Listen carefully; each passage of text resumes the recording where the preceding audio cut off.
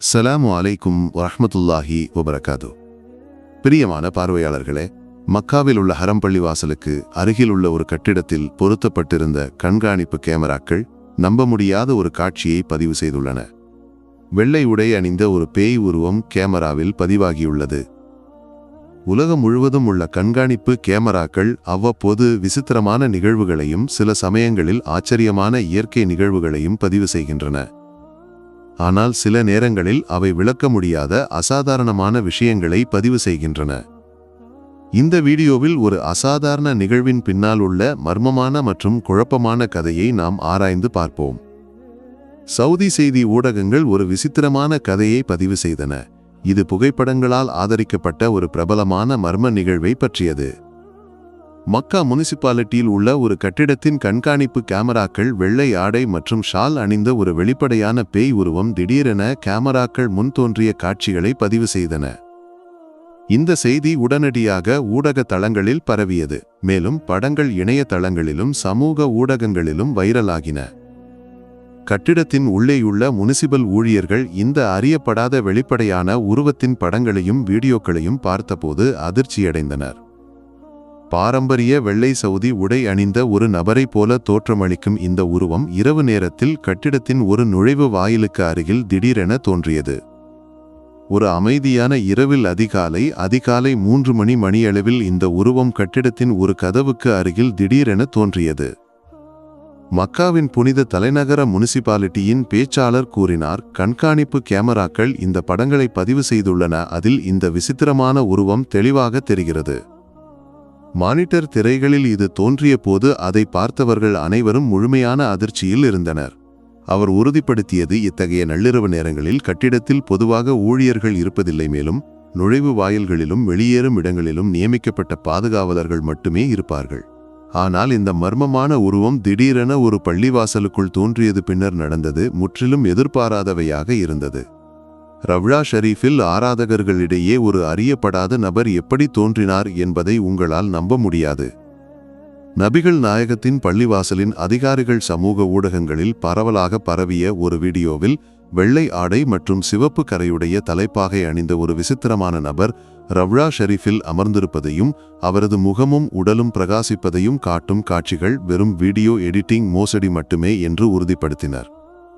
நபிகள் நாயகத்தின் பள்ளிவாசலின் பொது உறவுகள் இயக்குனர் ஷேக் அப்துல் வாஹித் கூறினார், நாங்கள் எதையும் நேரடியாக பார்க்கவில்லையானால் சமூக ஊடகங்களிலும் யூடியூபிலும் இந்த கற்பனையான நிகழ்வு பற்றி பரவுவதை பற்றி கேள்விப்பட்டிருக்கிறோம். இந்த காட்சிகள் வெறும் டிஜிட்டல் மாற்றங்களே என்றும் மனதால் உண்மையாக ஏற்றுக்கொள்ளக்கூடியவை அல்ல என்றும் அவர் தெளிவுபடுத்தினார். அதே நேரத்தில் மதீனா தொலைக்காட்சி மையத்தின் இயக்குனர் சாத் அல்ஃபி விளக்கினார், காட்சிகளில் தோன்றியது ஒளியின் பிரதிபலிப்பு மட்டுமே. இது ஜும்மா தொழுகையை ஆவணப்படுத்தும் போது கேமராவால் பதிவு செய்யப்பட்டது. மதீனாவின் இஸ்லாமிய பல்கலைக்கழகத்தில் உள்ள பிரின்ஸ் நைஃப் பின் அப்துல் அசீஸ் நற்பண்பு மேம்பாடு மற்றும் தீமை தடுப்பு மையத்தின் பேராசிரியர் டாக்டர் காசி அல் முத்ரி இத்தகைய நிகழ்வுகளை பற்றி விரைவாக முடிவுகளுக்கு வருவதற்கு எதிராக எச்சரிக்கை விடுத்தார். காட்சிகளின் உண்மைத்தன்மையை சரிபார்க்க வேண்டியதன் முக்கியத்துவத்தை அவர் வலியுறுத்தினார்.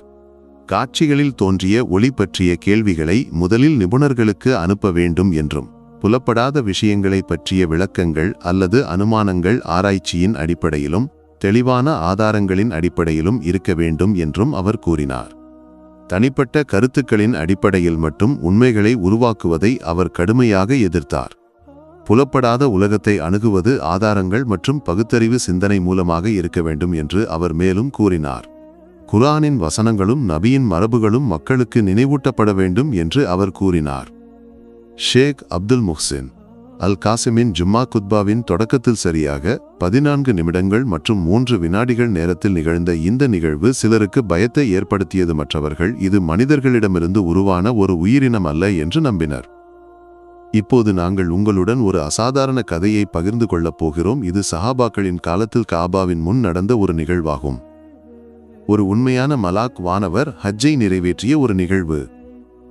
இந்த அசாதாரண கதையை ஒன்றாக கண்டறிவோம். இந்த கதை தொடங்குவது அப்துல்லா இப்னுல் முபாரக் ரஹிமஹுல்லா என்ற ஒரு மரியாதைக்குரிய நபரிடமிருந்து.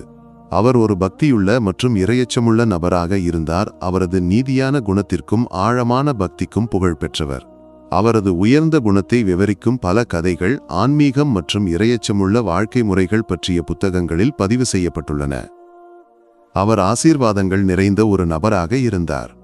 இமாம் அப்துல்லா இப்னுல் முபாரக் ரஹிமஹுல்லா தனது வாழ்க்கையின் ஆரம்ப காலங்களில் ஒரு தோட்டத்தில் வேலை செய்தார்.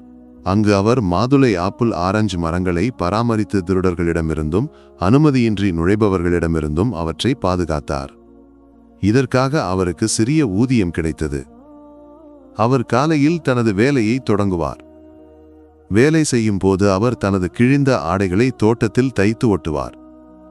இருப்பினும் அவரது நாக்கு எப்போதும் அல்லாஹுவை நினைவு கூறுவதிலிருந்து ஒருபோதும் நிற்கவில்லை. அவரது இதயமும் உதடுகளும் எப்போதும் சர்வவல்லவரின் நினைவில் மூழ்கியிருந்தன.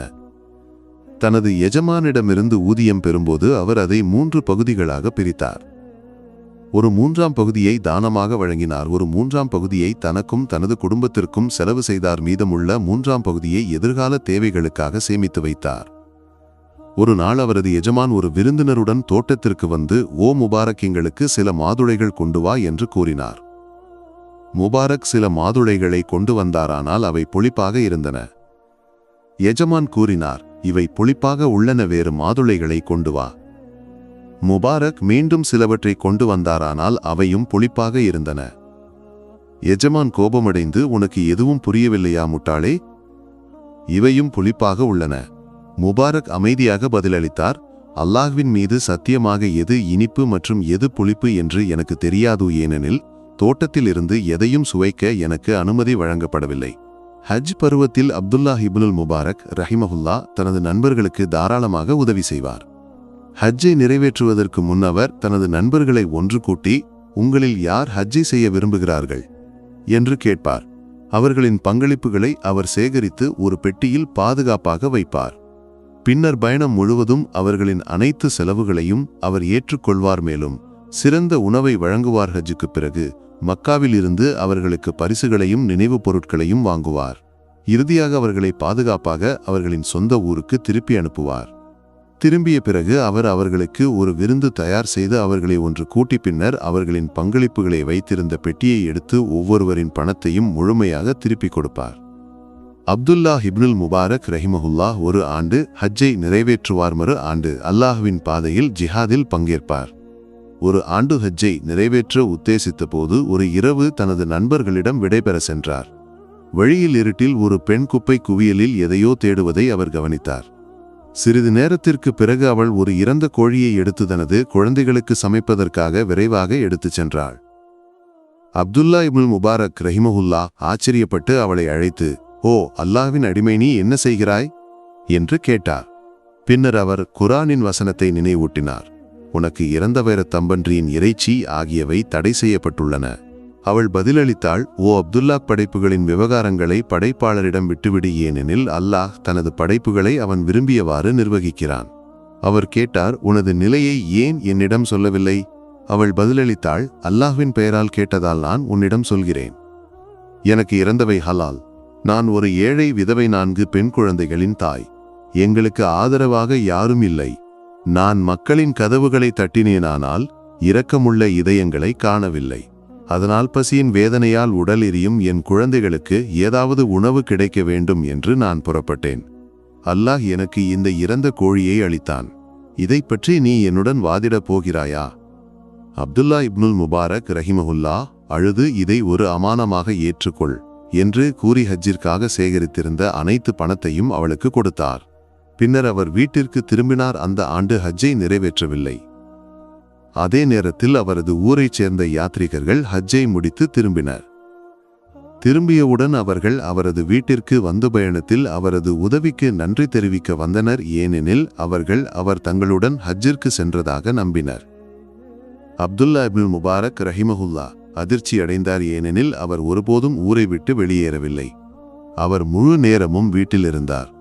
ஆனால் யாத்ரீகர்கள் கூறினர், "ஓ இப்னுல் முபாரக், அல்லாஹ் உனக்கு கருணை காட்டட்டும். ஹஜ்ஜின் போது நாங்கள் ஒரு கூட்டத்தில் அமர்ந்திருந்த போது நீ அல்லாஹ் உனக்கு அளித்த அறிவால் எங்களை கற்பித்தாய். இந்த ஆண்டு உன்னை விட பக்தியுடன் வணக்கத்தில் மூழ்கிய ஒருவரை நாங்கள் பார்க்கவில்லை. இதை கேட்டவுடன் அப்துல்லாஹ் இப்னுல் முபாரக் ஆழமாக ஆச்சரியப்பட்டு குழப்பமடைந்தார். ஏனெனில் அவர் ஒருபோதும் ஊரை விட்டு வெளியேறவில்லை. ஆனால் உண்மையில் என்ன நடந்தது என்பதை ரகசியமாக வைத்திருக்க முடிவு செய்தார். ஒரு கனவில் அப்துல்லா இப்னுல் முபாரக் ஒரு பிரகாசமான முகம் கொண்ட ஒரு மனிதரை சந்தித்தார். அந்த மனிதர் கூறினார், அஸ்ஸலாமு அலைக்கும். ஓ அப்துல்லா, நான் யார் என்று உனக்கு தெரியுமா? நான் முஹம்மது ஸல்லல்லாஹு அலைஹி வஸல்லம், அல்லாஹுவின் தூதர். என் உம்மத்திற்காக நீ செய்ததற்காக அல்லாஹ் உனக்கு பெரிய பலனை அளித்துள்ளான்.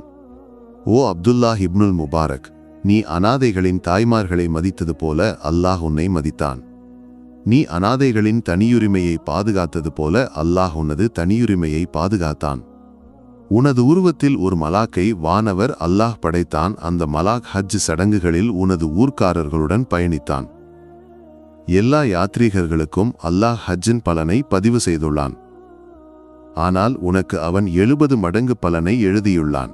சுப்ஹான் அல்லாஹ்.